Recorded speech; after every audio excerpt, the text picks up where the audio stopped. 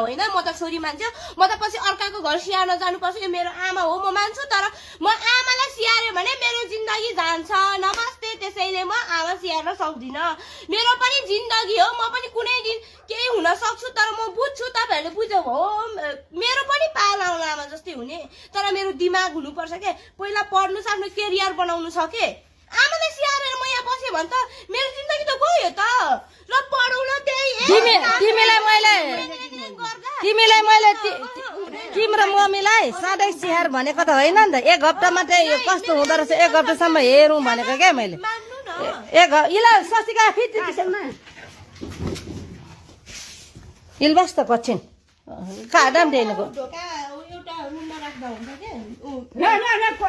सक्दैन क्या एक हप्ता हेरौँ अब औषधि दियौँ होइन अनि औषधि दिएर अनि एक हप्ताभित्र कस्तो हुँदो रहेछ भएन भने हस्पिटलले राखौँला होइन त्यतिसम्म बस न भनेको क्या तिमीलाई त्यत्रो भनेको झन् सम्झाउनु नि कहिले लाग्दैन के खालको हुँदैछ अनि अब यस्तो छ तिमीहरूको दाइ भाउजू पनि काम गर्नै पर्छ